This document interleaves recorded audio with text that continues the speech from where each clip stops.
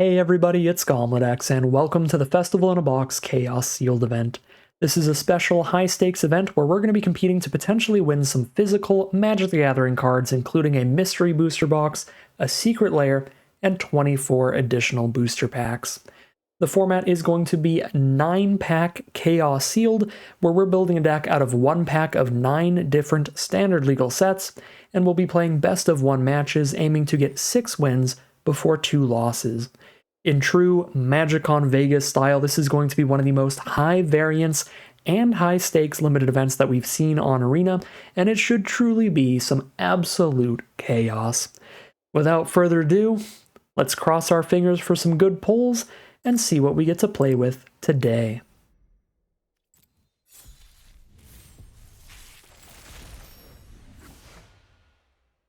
Whoa! So as you can see when I say this is a high variance event, that is because in a 9-pack sealed event, we're going to be opening up at least 9 rares.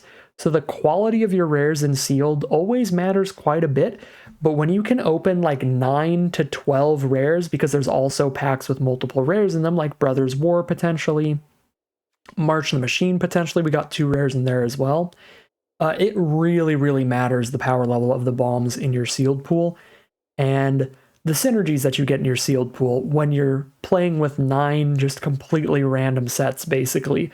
So this is a super high variance, very coin flippy kind of event where you're just hoping to open some good stuff for the most part, and it looks like we got some solid stuff. This is probably, for 12 rares, this is a little weak. But for the average sealed pool out of this event, that's probably pretty good, because some of those rares are insane. We have a Sheoldred the Apocalypse, we have an Ulvenwald Oddity, we have a well, this is probably not good. There's probably actually not that many spirits. So we have Sheoldred and Ulvenwald Oddity. I mean, those cards are so good that this is probably a slightly above average sealed pool. But our other 10 rares kinda suck. A 3-mana 4/3 is good, but that's basically the only thing Grease Fang's gonna be. We're very unlikely to have enough token synergies for Ginny Fae to pop off, and she's really hard to cast without a bunch of fixing, which isn't really gonna happen generally in Chaos Sealed. Psychosis Crawler ends up being pretty slow, kind of dirtily. Jarwin Hazoret only works if you have a ton of legends in your deck to dig out, which is also probably not that consistent in Chaos Sealed. Baral doesn't do a ton without a ton of counterspells, which isn't consistent in Chaos Sealed. And then Painful Quandary, as foretold. These cards kind of just suck in general. Razor Verge Thicket, just fixing, and Likeness Looter, just an okay card if you happen to be blue-black. So, bunch of rares that I don't really care about, but Ulvenwald Oddity and Sheoldred are both pretty insane, so we probably want to hope that our green and black is pretty good and head into those colors if we're lucky. So let's take a peek at our multicolored and colorless cards here. Our colorless is going to show us what kind of mana fixing we have if we want to splash around for some rares, and our multicolored can show us some potential powerful uncommons that could push us into specific color pairs as well. So checking out the colorless, there's not a lot of cards here I'd be particularly interested in running in most decks. Honestly, most of these cards are incredibly filler. I would rather them not end up in our deck. But we have a Network Terminal, a Scarecrow Guide, and a Prophetic Prism for some mana fixing artifacts if we need them, and a Terramorphic Expanse that can help as well. So if we want to do some fixing, we have a bit of fixing in colorless. And then we've got a blue-white-black Terramorphic Expanse and a red-green-white Terramorphic Expanse. So mostly just filler stuff out of the colorless, but there's enough random mana fixing stuff that if we want to do a little bit of splashing, we can do it. As for our dual lands, we've got white-black, blue-red, and green-white. And for multicolored cards, Skyfisher Spider is a pretty great uncommon for green-black. Should be reasonably easy to find some expendable creatures for this thing for it to play pretty well. A 4-mana 3/3 reach that comes with a Bone Splinters, letting you sack a creature to destroy a non-land permanent. It's pretty awesome. Diagraph Rebirth can be good if we have some really premium creatures that might end up in our graveyard, like a Sheoldred or an Ulvenwald Oddity. Generally not the greatest card in the universe, but when you have super, super premium creatures like that, it can be nice. And one of the cool synergies you can do with this is you can play some self-mill. That way, if you self-mill one of your big bomb creatures, then you might have milled the Rebirth as well, and then you can flash it back anyway, which is pretty cool. So I like the green-black uncommons, particularly the Skyfisher Spider, so that is helpful because I already kind of want to play green-black. But we've also got some reasons to try to go red-white aggro with a Vanguard and a Jero and Hazoret, maybe black-red aggro with a Body Dropper and a Stormclaw Rager. And that is kind of it for the uncommons. Exotic Pets is a pretty nice blue-white one, but with where our rares are, we're not super likely to end up in that color pair. So, yeah, pretty sweet multicolored cards there. Definitely like seeing that we have some green-black uncommons, but we're going to take a peek at every color individually, make sure we check everything out here and see what looks the best. So in white, we have that Imperial Oath at the top end of the curve, which is fantastic, scrawling you into some good plays late game while making a gigantic board state. No good removal or interaction here in the color, which is kind of sad, because that's really important in the format where each player gets like 9 to 12 rares. You really want to make sure that you have answers to potential bombs, because everyone should have at least 1 or 2 in their deck with the amount of rares that you gain access to here. We have some unplayable creatures like Gathering Throng that does not do anything without more copies of itself in the deck. And we've got some other creatures that are pretty close to unplayable. Like the Sky Warden's just 3 mana 2/2 flyer because we're not going to have incubators. Let's see, Militia Rallier doesn't really have a parasitic mechanic where you need other cards from the same set like that Incubator card has, but this card just kind of sucks in general, being really narrow. And the Shepherd gets a lot weaker when you don't care about Toxic, but it's still kind of okay. Yeah, I mean, we've got an okay curve. I kind of like the little double strikers, even the Toxic one, when we have ways to put +1/+1 counters on the board, maybe with like backup cards like the Sentinel and the Angelic Quartermaster put counters on stuff. So white's kind of cool, but the non-creature spells, I mean, there's just no good removal here. And the creatures are just like solid, so it's not an incredible color at all. For blue, we definitely have some unplayable stuff. As Foretold is really slow for limited, for draft and sealed. I don't love the Serpentine Ambush style combat tricks. These counter spells are pretty solid though. Essence Scatter and Disdainful Stroke. I think those should be pretty good. The bounce spell of the Stopgap is great. Cover Up's kind of expensive for the counter. Desynchronize is kind of expensive for the bounce. I don't think Gadwick's First Duel is super great. And then got some fillery creatures like Furtive Lancer, Chrome Prowler without artifact synergies isn't great for the cost, and we have no other spirits to go with Partition Geist, so this is just a 3 mana 3/3. Or sorry, a 3 mana 2/2 flyer, which isn't really worth the mana cost. Blue's looking kind of comparable to white, maybe slightly better, because I like the non-creature spells better, but I think the creatures are also slightly weaker than the white ones. So blue looks okay. Checking out the black now. We've got Sheoldred, which is a massive reason to play black. We also have the Long Reach of Night, which is an incredible saga. It's a 3-for-1, making your opponent sacrifice or discard 2 cards and then also turning into a creature, so that's really nice. Head Cleaver, it's a toxic creature, it's basically unplayable. Our 2-drops are all fine, our 1-drop is fine, our 3-drops are fine. Bat Whisperer's fine, Revel Ruiner's fine. The rest of the creatures are all fine. Like, there's nothing really exciting, but there's nothing really terrible there. We can have that full curve of black creatures if we need it. When we come to the non-creature spells, though, we hit some unplayable stuff, so we're definitely playing Eaten Alive as premium removal. But Deal Gone Bad, 4 mana for -3/-3 might be a bit expensive. Shadow Prophecy, we're probably trying to just play 2 colors, hopefully black-green, so that's not going to be great. Point of Discussion digs pretty far, though. Choking Miasma in black-green might be okay. Save one of our creatures with that +1/+1 counter and wipe our opponent's board. Although I don't expect a lot of hyper-aggressive decks in this format. I expect a lot of splashy decks trying to play all the bombs in the sealed pool, where this won't be the most well-positioned. I do not like Painful Quandary at all. By the time you get it out, your opponent can easily just start sandbagging lands. Emergency Weld. We've got a lot of good graveyard recursion for our bombs, so we just try to dig for a Shieldred or the Ulvenwald Oddity, and then just keep picking them up with Emergency Welds, Vat Emergences, that green-black Reanimator spell. I like the idea of the black-green deck if the green's pretty solid to go with the black.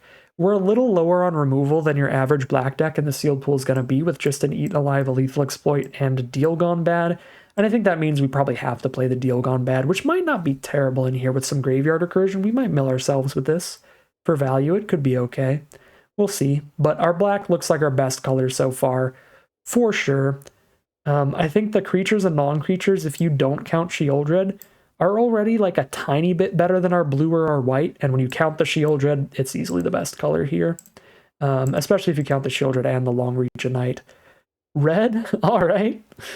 Well, this is a weird mana curve. Coldotha Cackler is garbage in Chaos. We're not going to have any oil counter permanents. Chain Dancer and Ruffian are just really filler at their mana costs in general. Forge Hammer Centurion's really bad without oil synergies too. We have just really few creatures, and our non-creature spells are also kind of bad in Chaos. Like Sanguine Statuette, we need a bunch of blood tokens to do anything with this. That's not going to do anything. Yosha Declares War, we need like a ton of artifacts. That's not going to happen.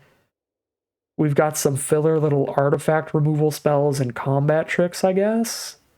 I mean, there's one good removal spell with Cathartic Pyre, but this red pile just is nonsense. It's weird. It's non-synergistic. It's not very good.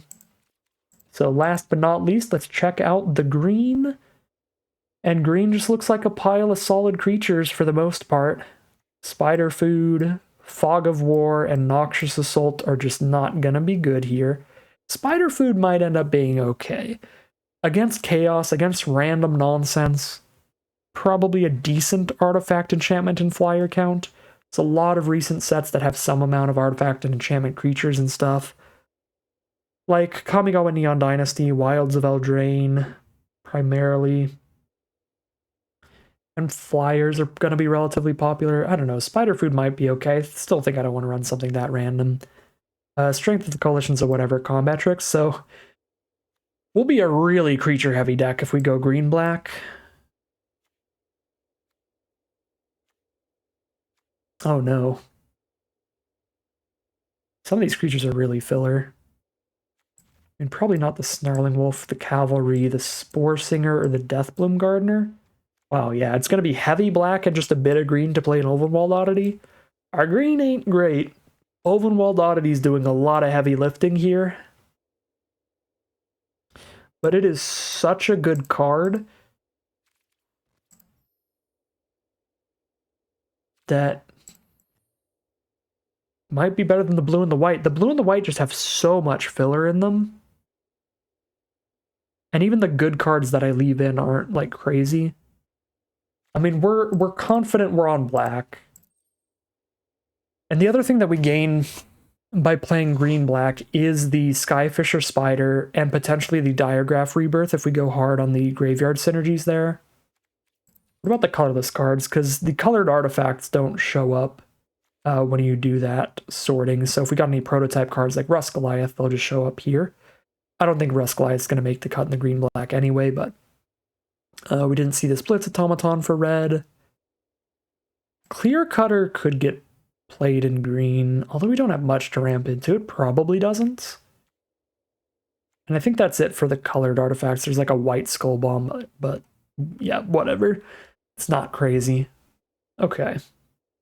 So I can't really splash an Ulvenwald Oddity particularly well because it's double green. We need two sources of the splash color, so I don't think trying to get there off Scarecrow Guides and Prophetic Prisms is going to work out. It's kind of an all or nothing sort of thing. We're 100% black. Are we black-green so that we can play the Ulvenwald Oddity? Or do we want to pick a slightly more flexible secondary color is what I would say. A secondary color that actually has like some non-creature action going for it, right? Where we have a couple good counter spells with Disdainful Stroke, Essence, Scatter out of the blue, and the white. I guess the white didn't really have any good non-creature spells either. So the white has the same problem that our green has. So if we have to choose between green or white, we just pick green. Yeah. I mean, it's got the Imperial Oath at the top of the curve, but that's basically another creature. It's like Moment of Valor for narrow removal, Disenchant for narrow removal, Artillery Blast for narrow removal. Like, no good non-creature spells here. Alright, I think it's just blue-black or green-black then. It's definitely not red. Our red is nonsense in this pile. So I'm going to take a look at the blue-black first. I think that's going to be slightly harder to build because I have more options here. So we'll take our time building this, and then we'll save the deck, leave the deck builder, come back, and build the black-green deck real quick and see how that compares to the blue-black. So as I said before, this is going to be the harder deck to build. We've got way more options here. We have 63 cards, so we get to cut 23. Right off the bat, if you don't have a really high instant sorcery count, I think you just cut Delver of Secrets. Cobbled Lancer is pretty filler. It's a late game card after you've already traded some creatures off, or if you have like a lot of self-mill. I think we only have a tiny bit without the green also. Baral's probably fine, like playable but not exciting. Lectern's super filler. Observer's super filler. Silencer might be fine. It's relatively filler, but if we ever get an ninjutsu attack off with our Saga or something, it's going to be backbreaking, so I kind of like leaving it in as just another filler 2-drop. 3 mana again. Chrome Prowler without artifact synergies is whatever. Falcon Abomination is great. Analyst, not so much. Mocking Sprite is okay-ish. Probably better than the Patrician Geist. We have no spirits in here. I guess Eerie Soul Tender's a Spirit Cleric. Yeah, we have one other spirit. Our Spirit Cleric Soul Tender. And we're not casting anything from Grave. So yeah, Geist really doesn't do much. Sweet Tooth Witch is solid value even by itself. I like the Cruel Witness, the Bat Whisperer, the Revel Ruiner, not the Head Cleaver. Long Reach Knight and the Shieldred. Boom, play all that. Mirror Shell Crab could be a 3-mana counterspell or a finisher. And the Gloomfang Mauler can be a Swamp Cycler for a land or a finisher. So I like those at the top end. 15 cards to cut still. Drop these real expensive non-creature spells for the most part. Drop that Shadow Prophecy. The combat tricky stuff. I'll drop the Make Disappear, the weakest of our counter spells. And the Offer You Can't Refuse. Still have to cut 4 more cards. 16 creatures, 11 non-creatures. But in this kind of color pair, I think we can play a lower creature count than usual. This kind of deck in general, too. Probably not an Undying Malice. Just go for the Emergency Weld if we're going to pick up something from Grave. Do have a lot of 4-drops here. I think my least favorite's probably Revel Ruiner. Because we've got an okay flyer count to consistently trigger the Bat Whisperer with life loss to our opponent, hitting with an Inkrise Infiltrator, a Falcon Abomination, or a Mocking Sprite. Then dropping this thing seems pretty solid. 2 cuts to go. I'm not overly impressed by Baral generally. The Silencer is pretty narrow, right? Like, it's great if we can attack with the Long Reach of Night and ninjutsu it back, but that's like the one opportunity that it's awesome. Every other time,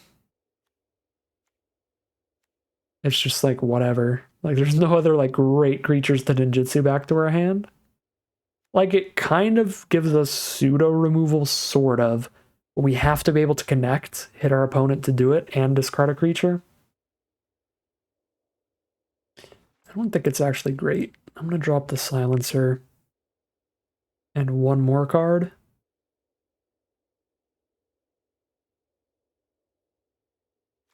Suppose Consider is just straight filler. Just the definition of filler. Use it to cycle through the deck a tiny bit. Just play the big card draw. Yeah, I can just drop a consider. I think that's pretty reasonable. Yeah, this is pretty much what we would have the blue-black deck be, and it looks pretty solid. It's more interaction than the black-green deck is going to have. So blue is going to give us a couple counter spells and some flyers. That's basically what we get out of playing blue, which feels like better than what we would get out of playing white or red, because it's just pretty awkward here. But the question we have to ask ourselves now, is that better than what we get by playing green? And here is a look at that green-black deck now, and what we gain by playing green over blue is mainly the Ulvenwald Oddity for a very, very powerful creature. Huge bomb that flips into an absolute game ender on turn 7, but also jams in for a ton of damage earlier than that. We also gain a Skyfisher Spider for more removal, and that Diregraph Rebirth to reanimate either of our bombs, Shieldred or the Ulvenwald Oddity. Now, the creatures we get are a little weaker outside of that, just some kind of dirtily, grindy sort of creatures here in the middle.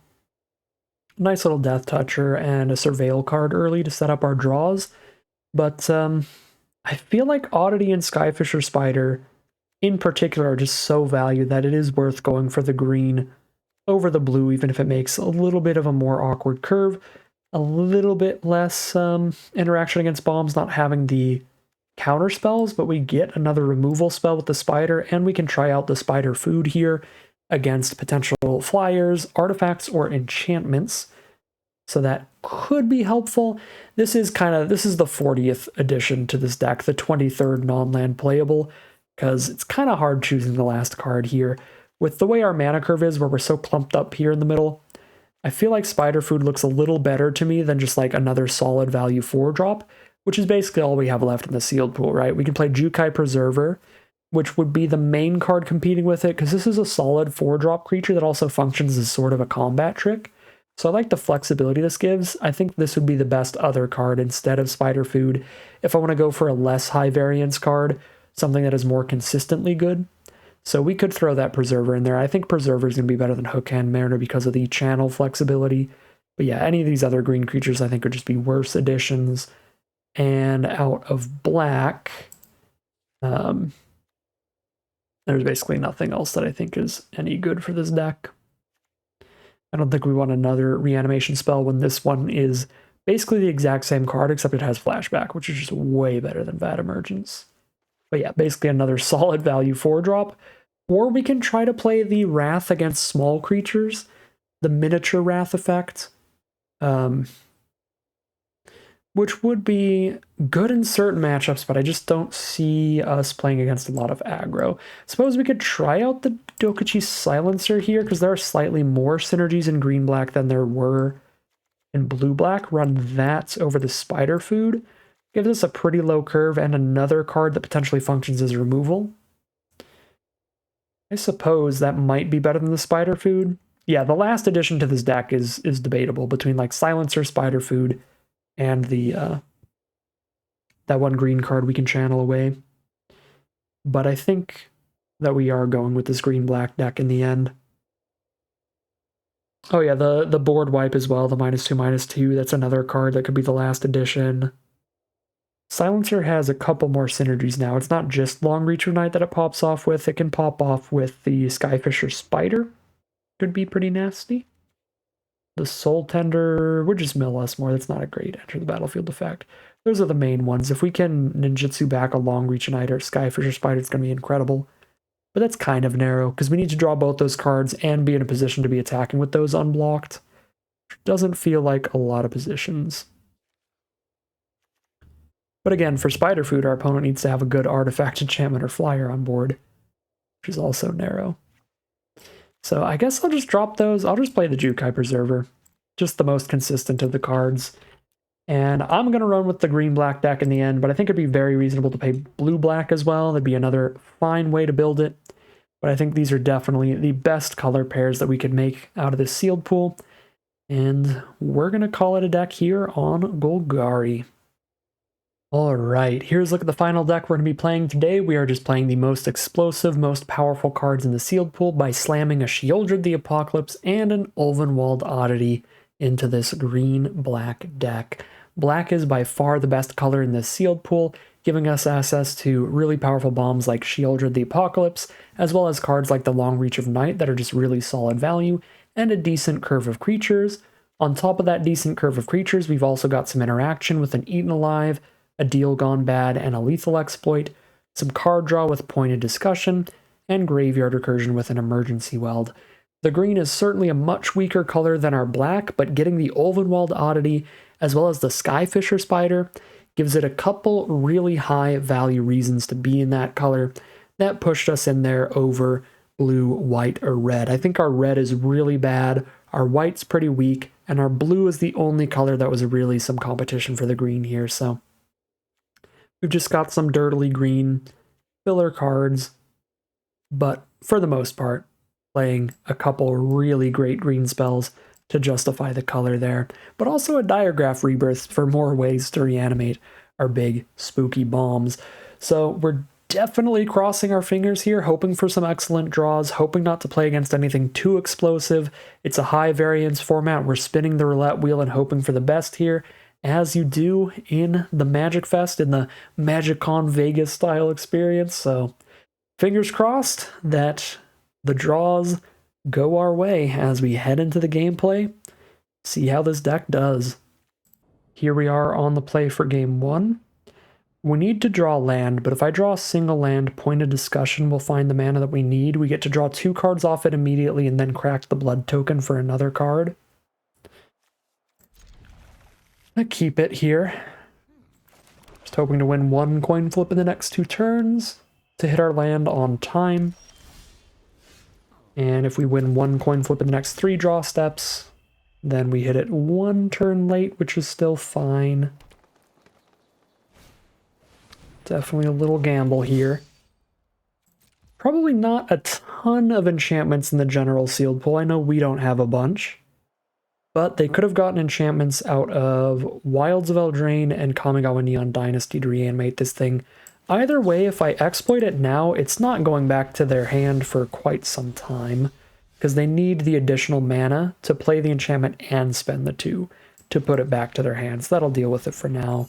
Kind of an awkward draw hitting the Dream Thief here, because now we just have the 1/1 to threaten to trade into the Vanguard. But being able to surveil and make sure we find that land next turn is pretty nice. We did find that land. And here's excellent value for our opponent. Spore Crawler, a 3/2, and when it dies, when it trades off in any way, it'll draw them a card. We're just going to Pointed Discussion, make sure we find land 4, and we did. And then poke, because we're not going to chump block the 3/2. Next turn we'll poke and drop a Bat Whisperer, probably, because that gives us a wide board state, which is good. There's a Sigiled Sentinel here to put a +1/+1 counter and Vigilance on the Spore Crawler. So it's a 4/3 now, so now we're actively going to have to trade into it.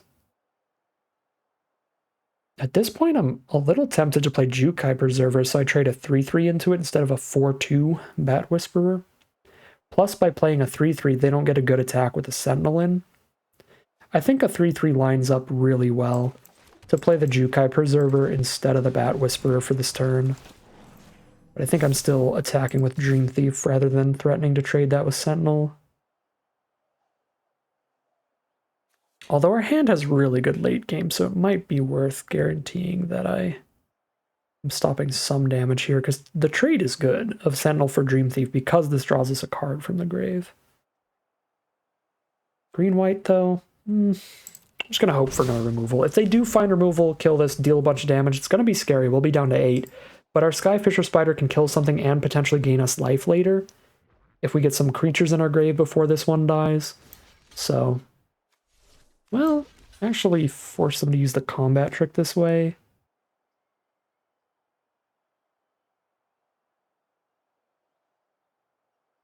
Yeah, now they just like tap out for a combat trick and don't play a creature this turn. I think this is fine. If we went for the trade with Spore Crawler, they probably would have just accepted it and then played another creature. So yeah, now they play a Light Blades, don't put any more power on the board. That feels reasonable. 5 mana here. Bat Whisperer. Likely the line. Once I have 6 mana, I can drop a 3/6, which is a perfect blocker for the Spore Crawler. This is a little bit awkward. Because I kind of want to hold Dream Thief off, but if I hold Dream Thief off, then I don't get the 1/1 bat off of the Bat Whisperer. I really want that bat with a Skyfisher Spider coming up.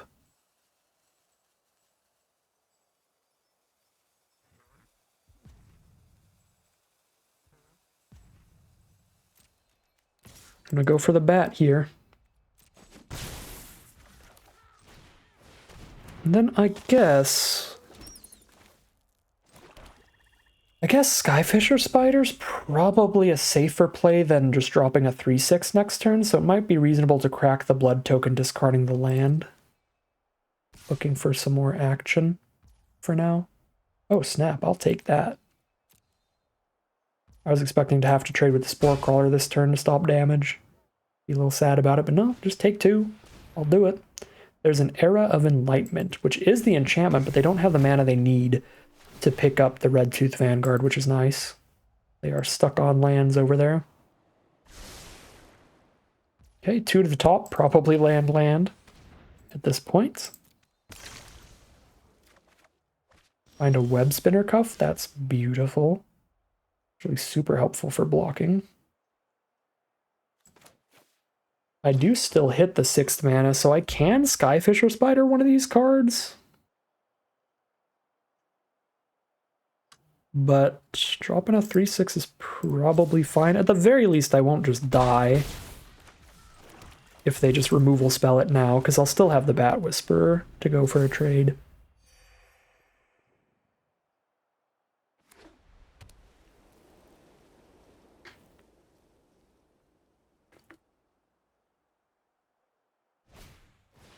Outland Liberator, so that's just going to kill the Clear Cutter. That's just a removal spell for that one, and we keep the 4/2. They might try to wait till nighttime. If they can get it to flip to nighttime, then this is just going to kill our Clear Cutter by attacking, which is really filthy.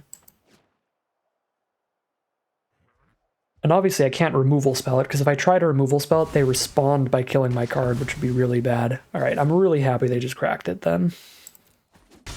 Down to 6. Gotta get like a 3 toughness blocker down. So get the Web Spinner Cuff down.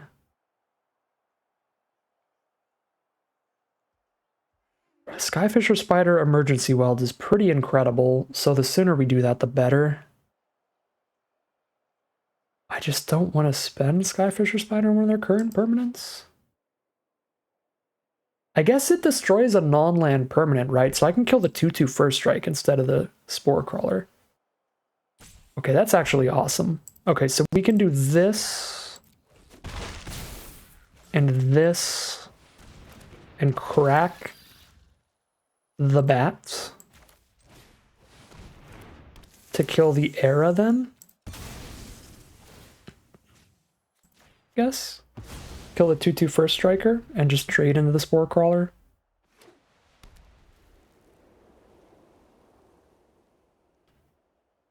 I guess it's also probably pretty fine to just kill the Spore Crawler here, but I want to get the Skyfisher Spider in my graveyard for my emergency weld.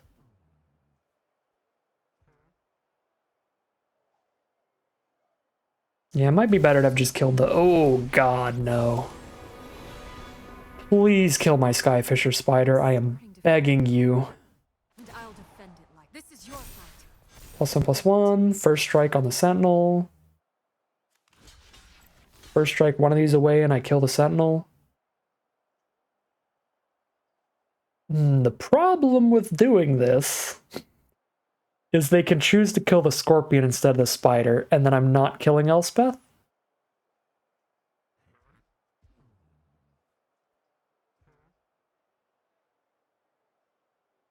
Although if they kill the Scorpion instead of the Spider, I could attack Elspeth with everyone. They block the Bat Whisper, she takes 5.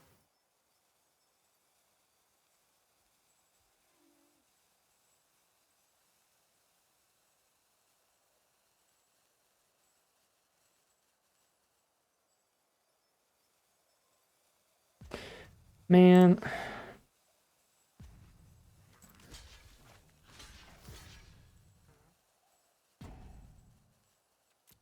Just gonna really hope they kill the spider. If they don't, we still have a reasonable play to make sure she doesn't do anything crazy.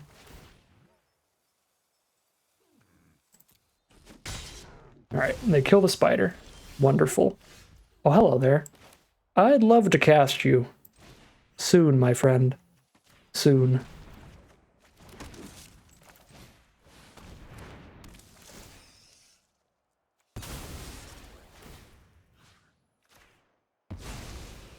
Alright, Elspeth's gone. I can't protect everyone. Which feels really, really good. Here comes Spore Crawler. Kind of want to get more creatures in my grave before the spider dies now. And I could draw more Graveyard Recursion.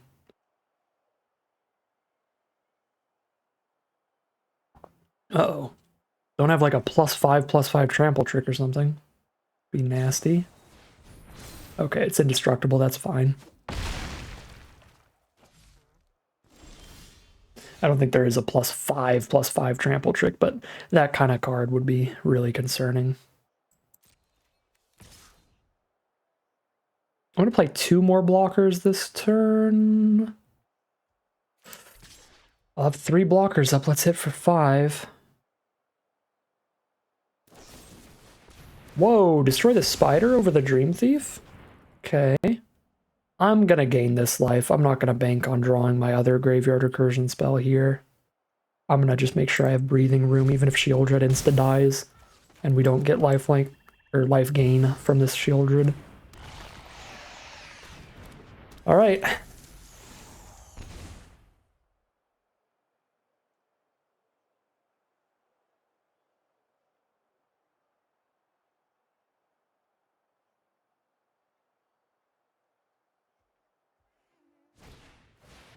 Shadow Beast Siding gives them a 4/4 on the ground, but Shieldred's going to keep shooting them for 2. No matter what.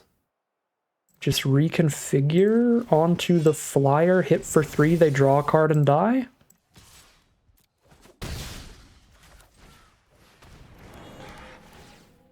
Just in case, we'll set up our draw and we'll definitely keep the Long Reach of Night. And there you go.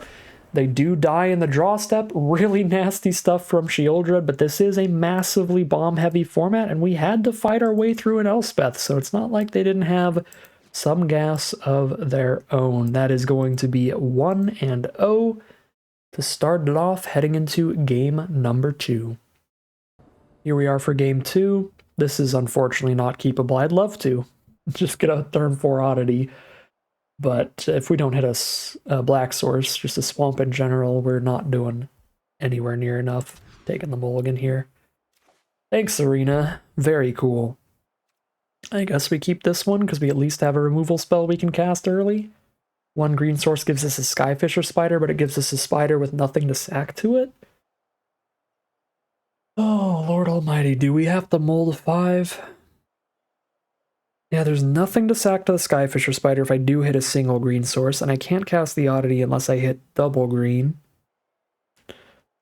Alright, see how it is, Arena. I'll keep the 5-card mono-colored hand then, instead of the 7 or 6. That is a very unfortunate way to start this game off. Got the Eaten Alive, so I ditched the Deal Gone Bad. Clear Cutter is a green source once we hit any 3rd land, so guess we do this. This is uncool, though. Start this game off 2 cards down. Long Reach of Night's a big way to try to claw our way back in. Oh, I'm such a doofus. I can't even cast the Clear Cutter without a green source anyway, but I couldn't cast the Scorpion either, so whatever. Probably is marginally better, right? If I top deck a green source, it'll be better to play this 1/3 that taps for green than it would have been to play a 1/1 Death Touch by the time that I've drawn that green source. Yeah, I think this is still the correct keep. I just totally forgot I can't cast this for 3 generic mana. I need a green source. Alright. Probably have to go for the trade here, rather than chipping at them for 1 while they're hitting me for 3. Especially since I get to draw a card after I take this trade. I'm not going to spend a card to trade. I'm not spending an additional Eaten Alive here. The Celestis is the play. That's a really nice one.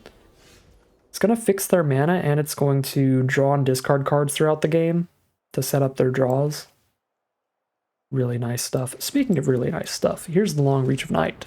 Our opponent now has to sack a couple creatures or discard a couple cards.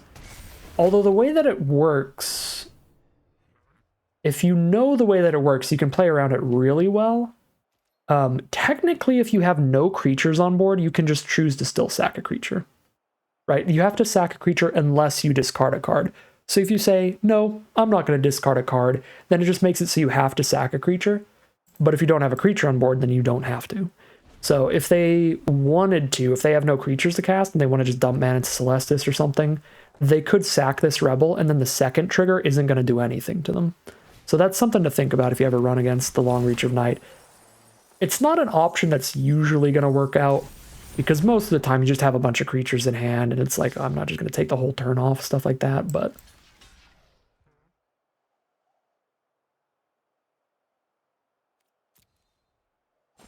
it is an option. I'm taking the trade here because if I don't take this trade, they're just going to sacrifice their 1/1 to the Long Reach of Night next turn. And this way they have to actually discard a card or lose the 4/2. Alright, cool. They had to discard a card. +2/+2 aura. Alright. Is this mono red Celestis over here? Wow, yeah, mono red full aggro. Maybe they just don't have bombs and stuff and they're trying to go full aggro to beat people up before they cast their big spooky bombs. Do I really have to Eaten Alive a 4/2? A 2/2 token, technically, a 2/2 rebel. I'm at 16. I'll be at 15 and then I'll take 4.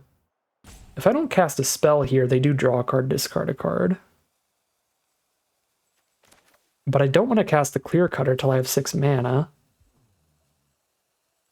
I don't want to spend this Eaten Alive if I don't have to.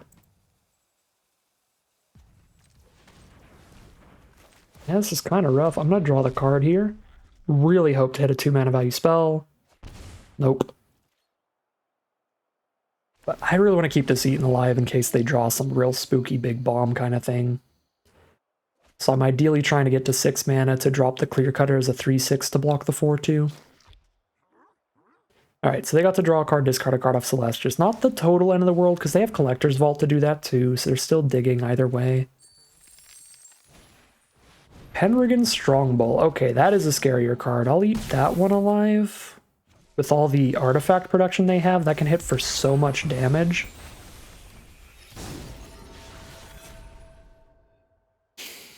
The problem here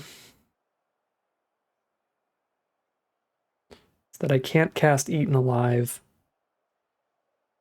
and play a big enough blocker for the 4/2.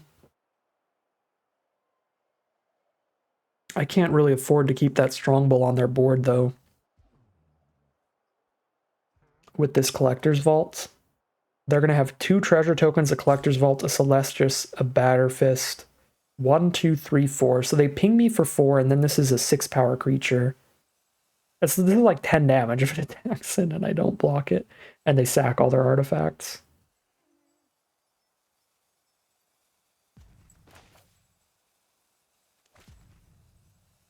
Sack a creature, pay a black and 3.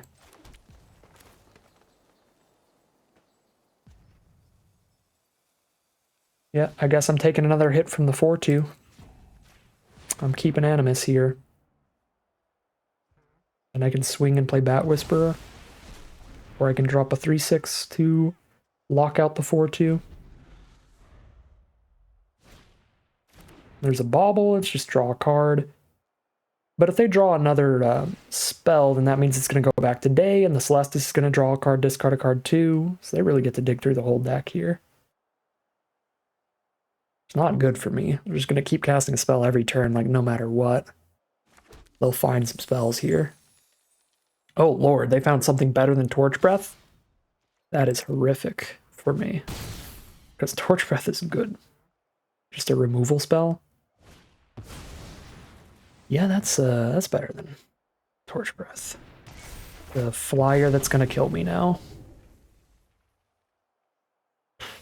I mean, Strongbow would have killed me. I don't feel that bad about eating aliving the Strongbow. But I gotta find more removal now.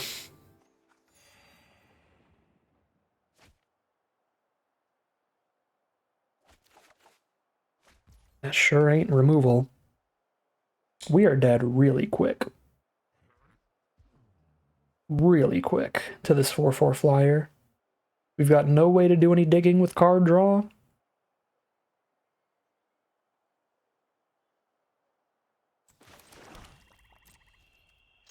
This is the best we got here.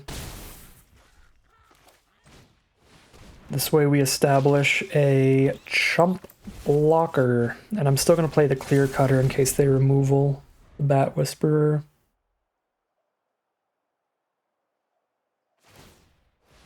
In case they find some real good stuff to clear path. At this point, I'm just trying to trade the 4/2 for the 4/2 rather than slamming a 3/6 down. Because we are desperately low on life against the 4/4 flyer. And there's the removal on the Bat Whisperer. And a smelter with all these artifacts? Good lord.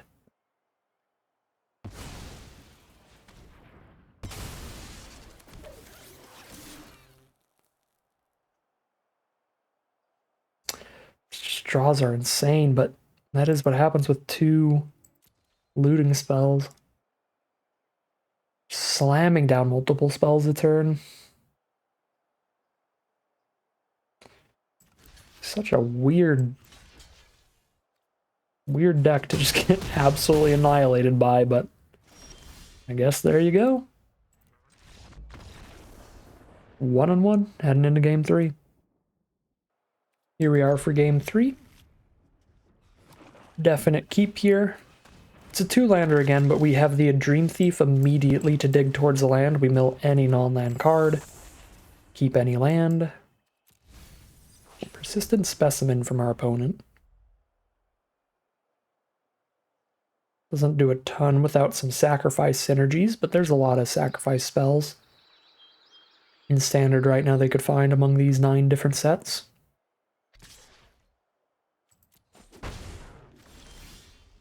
Take my 1 damage. Starting to get scared. Milled a non-land, drew a non-land.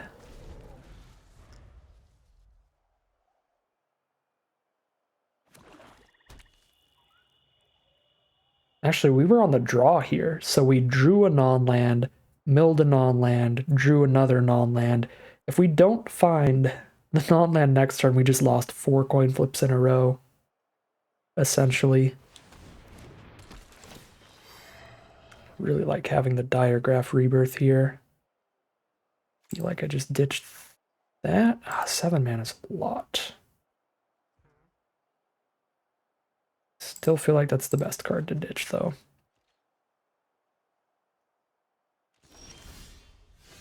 Alright. We only lost 3 coin flips in a row. They just have 1/1s on board, so 2/2 can jam in and trade into both. I think that's fine. It's going to be a while before they dump mana into the Specimen. It's just like clears a path for the 3/2 maybe. Or they just don't block, which is also fine.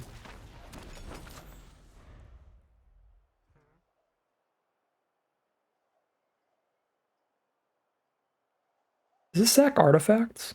No, creatures only. Dang. I thought it might because it was the set with the power stones in it. Dang. Found double green, which means no shield red for us. I can cast the spider, but I'm probably just holding up Deal Gone Bad. I don't imagine casting a Skyfisher spider on a 1/1 is where we want to be here.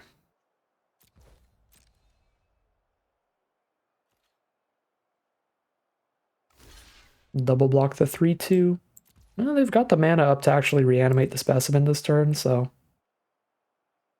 that might be fine. Oh, they're gonna startle it too?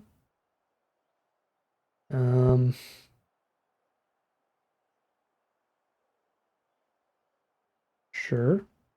Oh god, did I order blockers? I should have ordered blockers just in case they did something like a startle. Because now I'm gonna kill only the specimen.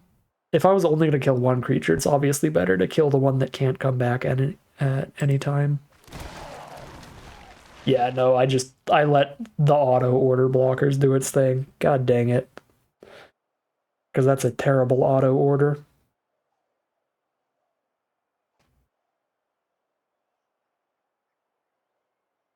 Alright. I'm not deal combating that.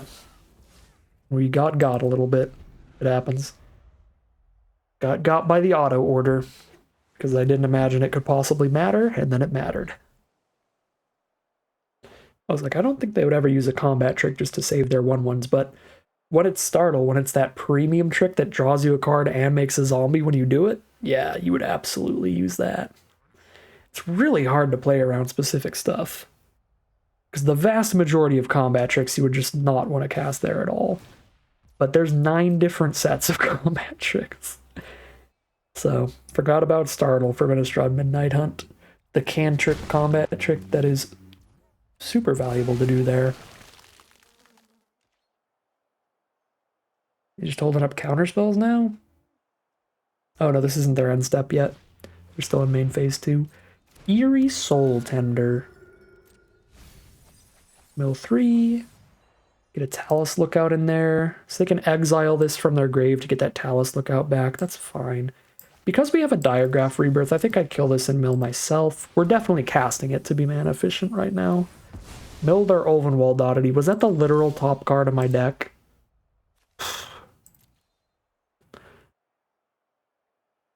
I should not be in Vegas right now. We need to change the deck name because we're not getting good spins on the lottery wheel.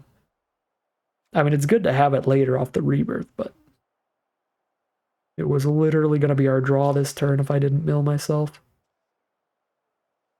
I am not going to spider a 1/1, so we play an Inkrise Infiltrator and we've got the mana to eat our food. We also milled a Swamp, which is awkward. So we want that for Sheoldred.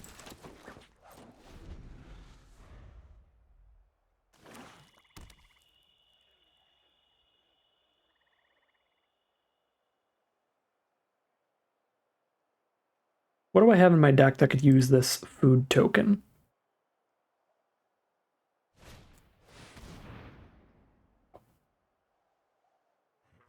Nothing. I have like no bargain. There's no reason. I guess Dreg Recycler?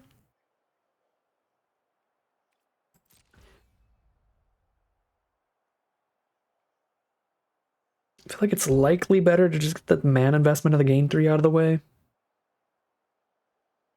I don't know, 1 extra damage could matter. I think our opponent's life total matters a lot more than ours, so I guess I'll just keep it.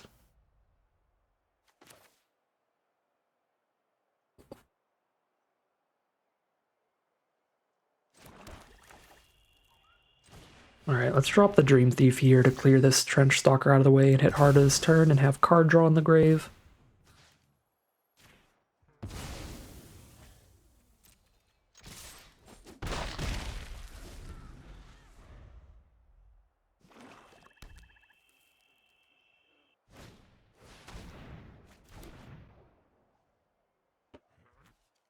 Seems good. I mean, they didn't impact the board at all, so we're still in a pretty good spot, but yikes.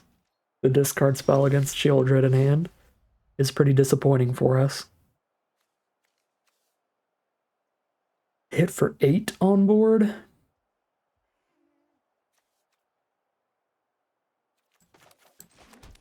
One mana from Diagraph Rebirth. If they use a removal spell on any of these creatures, I can Rebirth Sheoldred or the Ulvenwald Oddity. So we just attack everybody in, let them use their removal, and then cast Rebirth because it's going to cost 1 less to cast. That is an excellent use of our 6 mana this turn.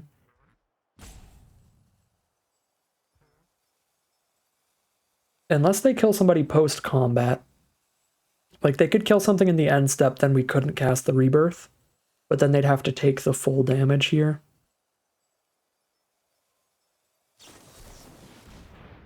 Oh, it's tap 2 creatures? That's fine.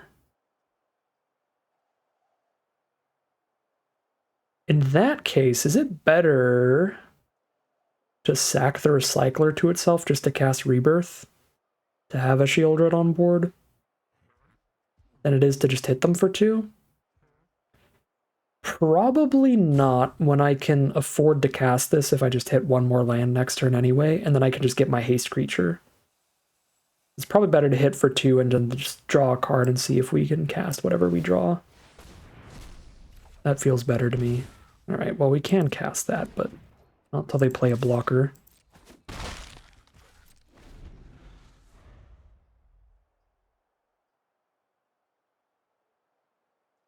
But that's a cute little combo. We could sack the Recycler to itself to cast this, since one of our creatures will have died if we do that. Eerie Soul Tender is getting exiled to put the skeleton back in hand.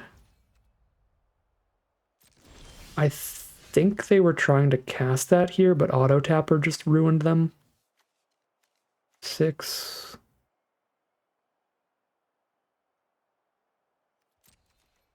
One blue man up. Yeah, we just buff. Yeah, I think they just got destroyed by Auto Tapper there, but even if their whole turn was going to be just playing an untapped skeleton, they were going to be in a really bad spot there. And we could probably still lethal them if we did the Dreg Recycler combo of sacking itself and then just getting the Trample Haster. That probably would have still been lethal, yeah. So we are now 2-1, so no matter what happens from here, at least a 50-50 win rate from here on out, but hopefully we can do a little better because we don't get any value at all unless we get the full 6-win run. So fingers crossed we can keep this win streak going after such an early loss. All right, opponent is on the play here. We are on the draw, and I'm perfectly happy with the hand, especially with an Eaten Alive in here as well. Great draw. Definitely always want to have some amount of interaction. There's a Thraxodemon from our opponent. Let's drop our Dreg Recycler. I like the idea of being able to play and sack the Splatter Goblin to the Recycler if they play some really good 1-toughness card. So getting Dreg Recycler's Summoning Sickness out of the way should be pretty sweet.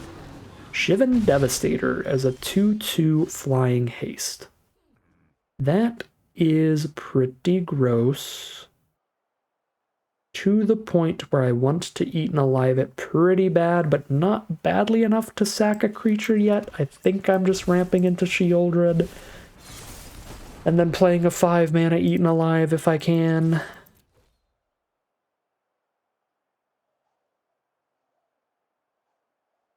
Should have attacked with Recycler pre-Clear Cutter. Post this, or cast this post-combat to give them less information. Ill-Tempered, Jesus Christ. Okay. Shivan Devastator into Ill-Tempered Loner. Miss the land. Kind of need them to not have removal, but I mean if they have Mythic into Rare into removal spell. It's like GG anyway.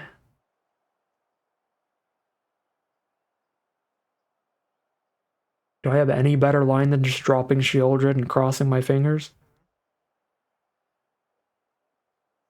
I didn't hit a land, so I can't cast Eaten Alive without sacking my Mana Rock. I guess I can play a different creature to cast the Eaten Alive. Eaten Alive the Ill-Tempered Loner, keep taking 2 damage a turn.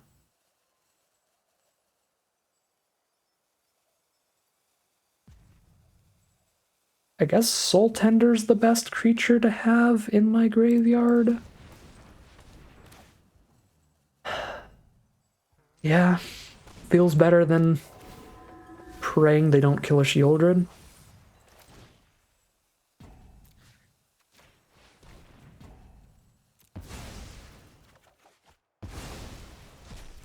It's just 2 damage a turn. We're still in this game. Just a really good curve from our opponent.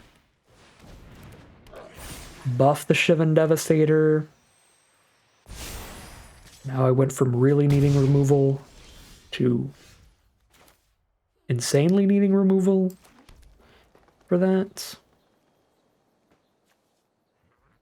Can Soul Tender up my Skyfisher Spider, but that'll take my whole turn. I block a Heel Slasher, Soul Tender up the Spider.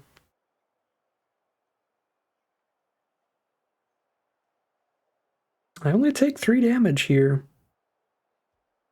Unless they removal spell me, then I take 5, but if they removal spell me, they don't have removal for Shieldred in the future. The problem is if they removal spell me and I pick up the spider, I can't sack anything to the spider to kill the Devastator. I have to play it and just try to block and trade.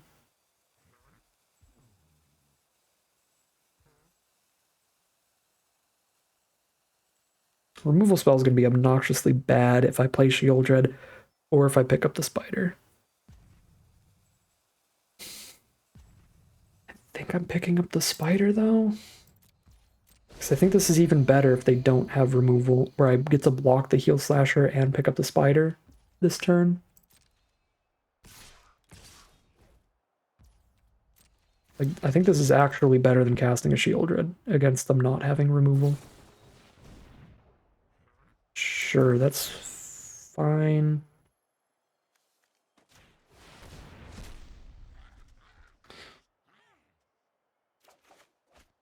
I guess it means I don't have a permanent to sack to this, though, still.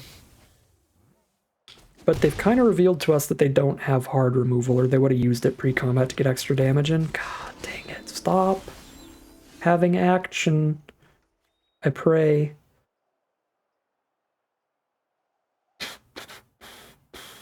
If I play a Shieldred, they hit for 3 in the sky and they enlist attack with the Warbrute, I have to trade Shieldred into a Warbrute to not take 8.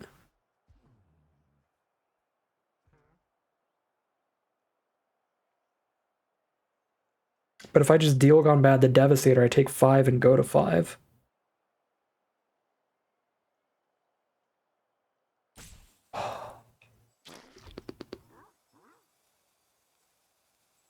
I hate this game so much. If they legitimately don't have hard removal and they hit me for 8 and I go to 2, I can gain 2 with Shieldred to be at 4. But I need to be able to play a Dork and sack 1 to the Spider. If I just play a Splatter Goblin and a Thespian, I'm getting trampled like nobody's business and dying. Not dying, but getting close. So if I set up the creatures to sack to the Spider, it just ends terribly. Every play I have goes so poorly. Shieldred or Deal Gone Bad. Or set up blockers for Spider.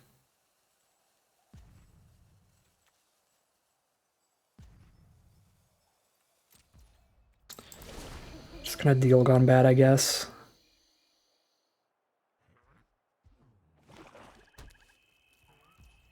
They might be out of gas.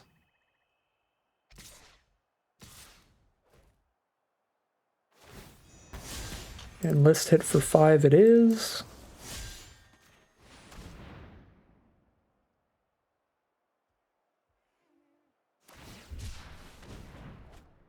Yeah, just a proving ground to cycle. I am at 5 now against a Trampler. That is not a good draw at all. Whatever I play has to trump the Warbrute now. If I play a Thespian and a Splatter Goblin and they have absolutely nothing, I can chump with one of those to go to 1 life. And then I can Spider away the Warbrute the turn after that.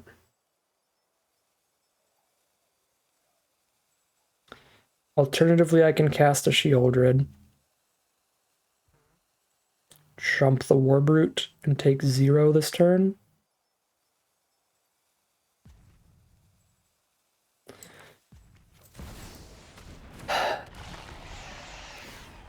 It is safer.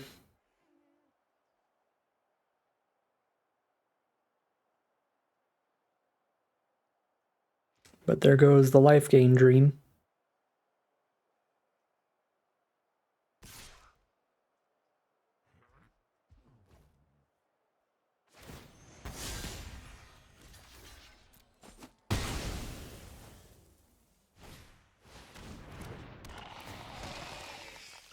Now they have a 6/6 instead of a 2/3. But they don't have a trampler anymore, which is massive. If I had more life, Long Reach of Night would be really good.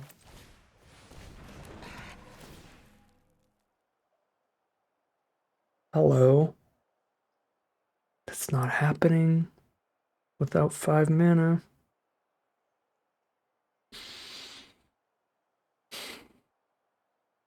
What's my play pattern here? Chump, Skyfisher Spider, Long Reach of Night. I'm casting a 4 mana spell next turn. Oh, God. I don't need something immediately castable in my hand here. I already have my plan for next turn.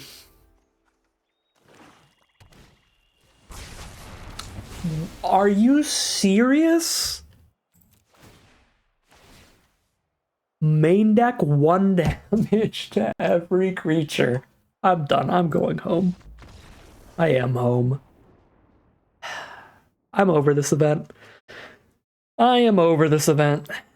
Well, I mean, we said it at the very start of the event. This is some high variance, very roulette wheel, random magic for huge stakes. It's 5,000 gems to play, and you don't get anything except maybe your gems back, unless you get a 6-win run. It's absolute chaos, hoping for synergy, hoping for good stuff, and sometimes you get got by main deck 1 damage to all creatures. It is what it is. I think we played it about as tight as we could have in most of those games. We were getting so close to stabilizing in the end there. Really disappointing ending to that one. And while they did change the rules, they made it so you could actually redo and play some more of these runs. I do not have much more time for recording today, and I'm a little over this event anyway. And we've got some spicy events for the next couple days of videos anyway. We are in the qualifier weekend day 1 event, so that will be tomorrow's video. So that'll be the last run of the RNG, the set RNG, the format Chaos sealed, Magic Con sealed, Festival in a Box. All those different names, whatever you want to call it. That's going to do it for me. That was a massively disappointing run. Lose to mono red and then lose to 1 to everybody. Yeah. I don't know. I don't think there's much I could have done gameplay-wise in either of those games. I think we just got crushed. Just happens. That is the way the cookie crumbles today. I'm happy with the deck we went with. I think the Skyfisher Spider, Emergency Well, Diregraph Rebirth nonsense is like really powerful to make up for being a little bit more narrow of a deck than our blue-black could have been. I think this is just about the strongest deck we could have built in the sealed pool. Just didn't pan out for us in the end. 2-2 it's gonna be, and we get absolutely no reward. But that is gonna end today's video. As always, I'd like to thank my patrons and YouTube members for supporting the channel, as well as you for watching the video. If you enjoyed this video and you're interested in seeing some more, you can always like, comment, and subscribe to tell the YouTube algorithm to send you some more in your recommended feed. If you'd like to catch me live, you can check out the Twitch channel in the link in the description below. And if you'd like to support the channel directly, you can check out the Patreon link in the description below. But other than that, as always, thank you very much for watching, and I'll see you again soon for some more Magic Arena.